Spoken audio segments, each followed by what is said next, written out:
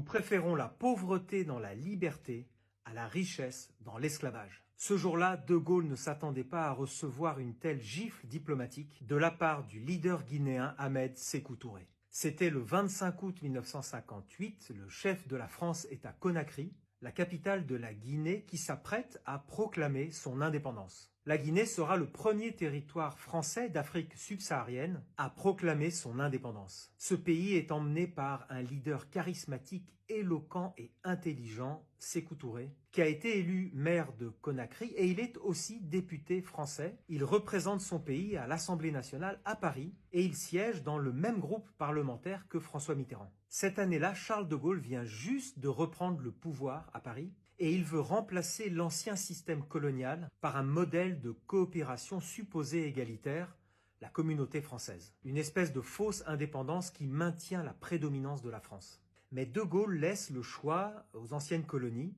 soit ils entrent en soumission dans la communauté française, soit ils prennent une réelle indépendance, mais alors la France cessera tout soutien et coupera tous les ponts. Cela se décidera par un vote dans chacun des pays concernés. Pour défendre cette idée, De Gaulle se lance dans une grande tournée des pays africains. D'Alger à Dakar, en passant par Madagascar, il arrive à Conakry. Dans la grande salle des discours, en présence de Gaulle qui est assis à sa gauche, Sékou Touré attaque le bilan colonial de la France et il exige une décolonisation complète. Et il dit ceci, il n'y a pas de dignité sans liberté. Nous préférons la pauvreté dans la liberté que la richesse dans l'esclavage. Cette déclaration est accueillie par des applaudissements enthousiastes de la part de la foule guinéenne. De Gaulle est furieux, il dit à ses proches « Messieurs, la Guinée n'est pas indispensable à la France, nous n'avons plus rien à faire ici ». Vexé, il annule toutes les réceptions qui étaient prévues et il ne dînera pas avec Sékou Touré comme c'était prévu initialement. Lors du référendum, la Guinée vote non au projet français à 97%.